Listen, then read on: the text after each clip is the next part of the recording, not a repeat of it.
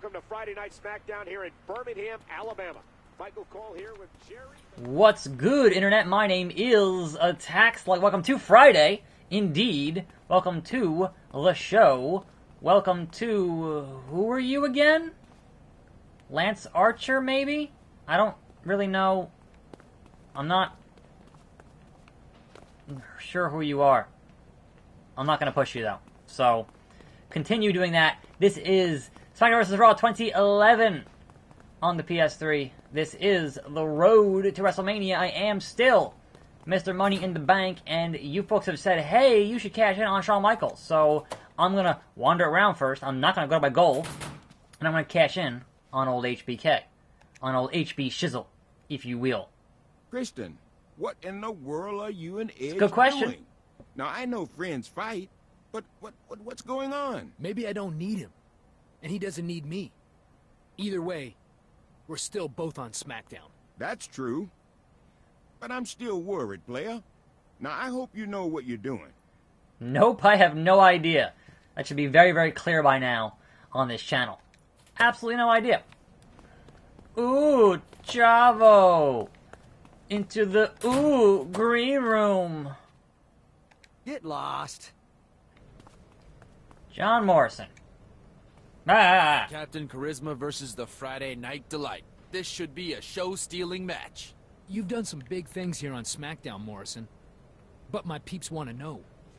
Do you think you can handle Captain Charisma? You may be a captain, but I'm gonna be piloting you on Starship Pain. Jomo Sapiens said, we just ate your lunch. Anyway, is that Beth Phoenix? Beth Phoenix. Beat it. Hey, I gotta go. Look, your husband totally abandoned me in a tag team match. What the hell, Beth? I'm gonna go talk to your man. Seriously. But no, I think more importantly, because there's that one other thing, that red exclamation point. We're gonna hit triangle. We're gonna hit messages. And we're gonna cash in. Hey, Edge. Dude, remember these? We were completely styling back in the day. I was thinking we could... Yeah, I thought you should hear it from me. I'm cashing in my Money in the Bank title shot. Against Shawn Michaels on the next episode of Raw. Dude, that's utterly awesome. It's just like I said, you and me on top of the WWE universe. And there's no finer way to rule than with these kicking shades. High five. Wait, why is that still SmackDown? Shouldn't it be... What? Why does it still say SmackDown? I should be cashing in on Monday Night Raw? Michael Cole and Jerry the King Lawler welcoming you to Monday Night Raw. We are live from San Francisco, California.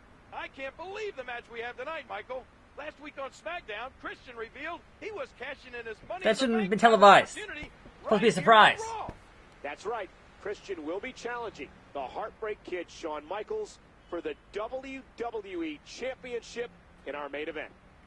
So he's doing the honorable thing and cashing it in honorably and not actually cashing it in as a surprise. So, it's been done. Not often, but it's been Cody, done. Here comes that peephole guy. Whoa! Isn't that precious? The kids are trying to act like big boys. Aren't you, kids? We only seem like kids because that shtick you're doing is so old. You need to freshen up. And we'll give you a refresher course at Superstars next Thursday. That's fine with me. I'm sure I can teach you guys some new tricks. Hooray. A match on... I already beat them pretty much by myself. But a match on Superstars. What you're gonna do. Anyway, moving into our news section, I do believe, for the day. Wait, hold on. We have Kozlov. He loves WWE. I hit the X button to talk to him. What the... Beat it. Okay. Sure enough, Kozlov. Sure enough. Nobody in the GM's office. Anyway, news. Here on the Fine Friday program. First of all, Perplexing Pixels at 8 p.m. as usual. It will be Descenders on the Xbox One. And that was a fun video to film. And then hopefully we'll be having a live stream before that. Maybe, perhaps. But there was some problems last night with just tech issues, internet issues. things didn't quite go as planned, so didn't get to do it last night. But actually, we have some wrestling video game news for once here. And that is Fire Pro... Oh, it's the game. Triple H. I'm not gonna... Triple H pushes himself. I don't need to push Triple H. But yes, we have a Japanese release date for Fire Pro Wrestling on the PS4. It will be August the 9th. So one has to imagine with that information getting out there, they're going to hopefully be confirming the American release date of that, hopefully also in August. We'll see. But the understanding is that both the PS4 version and the DLC, which will enable that New Japan story mode and the management mode and whatnot in the PC version on Steam, will also be out on the same day as the PS4 version of the game. Also, Tonight is so going to reek of awesomeness. I can hear the fans now. Christian rules. Christian rules. Christian rules. Yeah, our fans are pretty smart. okay, but why are you here, Edge? You are on SmackDown. You shouldn't be here in the Raw locker room. Why does it still say SmackDown? That's so lazy. It should say Raw. Come on. Natalia? What's good, Natalia? I can't even talk to Natalia. I'm sorry if you're too busy over here farting, Natalia. Anyway. Cena Carlito in your opener? What? Air Boom versus Swagger and Masters. Legacy versus Henry MVP. Santino and Primo. Gail Kim Maurice and Christian versus HB K. So yes, Fire Pro closer and closer on the PS4. Yes, I am buying it again. And yes, I'm finally making Grim play it once I buy it on PS4. Hopefully out in America, in English, in August. We'll see. Anyway, moving on. We have some Randy Orton news. Speaking of Legacy, some Randy Orton news is that he might have had some minor knee surgery and was A, not on the European tour, but B, could be out for a couple of months to rehab that knee. They're saying he could be back as early as July, but definitely back for a return at SummerSlam. So not going to miss the biggest party of the summer.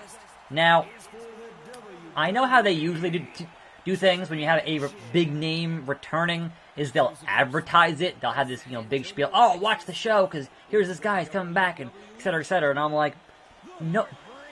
Given the nature of Randy Orton, if you had him off TV for a couple of months here, like between now and, say, July or even August for SummerSlam, and you have, your program for him to come back to and feud with somebody, wouldn't it be way more of a reaction if we didn't see him on TV for a few months and then all of a sudden, during a thing, RKO, out of nowhere?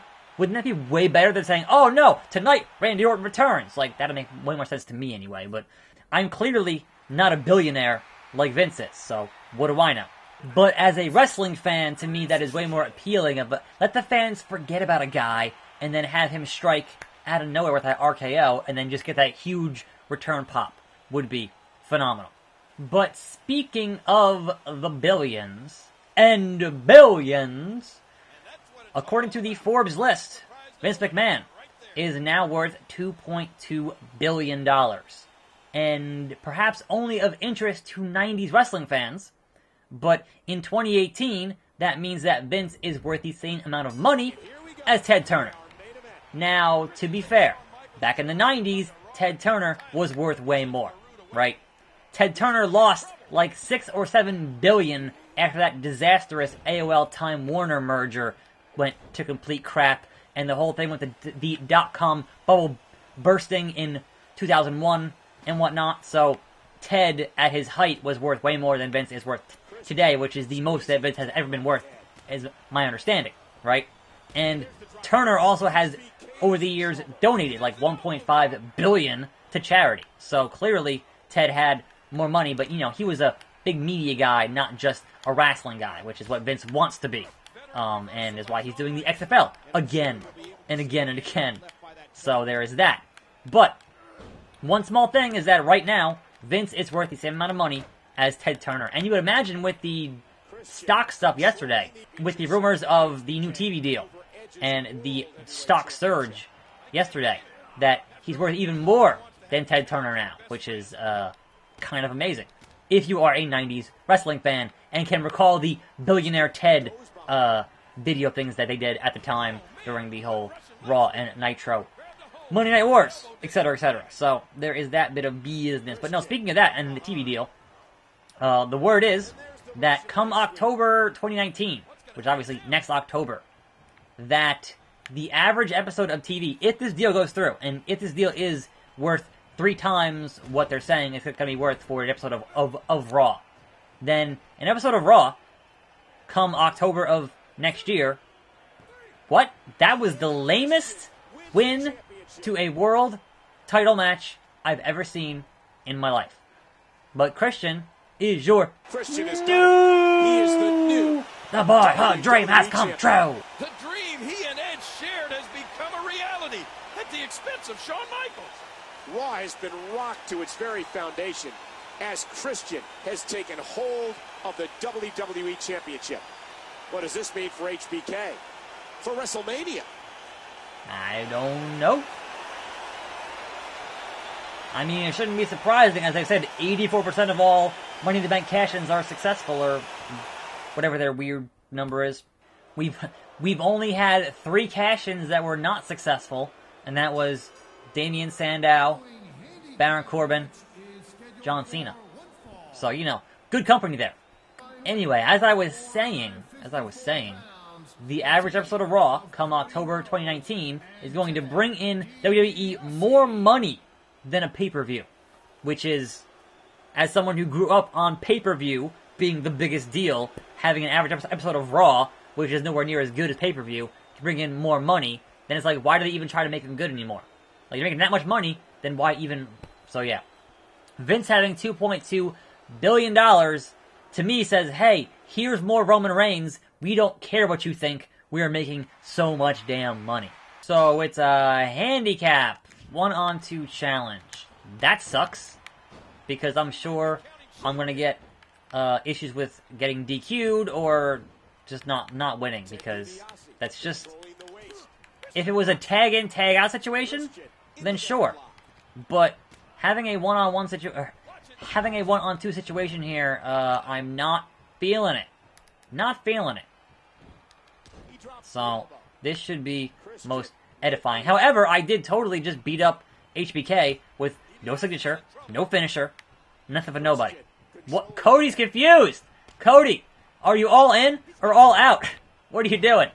I wanted to hit circle on Cody, not on Ted, but what are you gonna do? Just keep one of you guys out of the ring, and then beat the other one up. It's kind of the only real strategy here to win in this handicap scenario. And get them both counted out somehow. But it's not no DQ, so that's gonna be the problem. I didn't mean to do that. I meant to hit up on the... Oh boy, here we go. Here we go. Bring him back in. Pick him up. Bring him back in. Again, I'm trying to target one guy, and it's doing the other guy, and that's going to be a problem when I don't have... No, stop! Stop! I had, and then I didn't have, because it's just doing the whatever it wants to do, and again, Bulldog, the diagonals here, are working against me. Finally. Finally. Boom! Look, Ted, if you want to get hit with the kill switch, that's fine. Don't lose it! Oh my god. Really? Really? I'm gonna lose it because of a double team. It's the numbers game. It's the damn numbers game. I lost it. I lost it. Fun. Fun times were had by all. Oh boy, handicap match. I mean, this is why it's a challenge match, because it's supposed to be a challenge. I get it. Believe me, I do. It's still annoying. Kill switch. Kill switch. This one's over, he says. Yeah, I wish. I wish. Rope break! Screws me over. And again, the opponent sent flying. And here's a cover. 1, 2, 3! I did it, yay. It still says SmackDown, but I'm the Raw champion. So, what?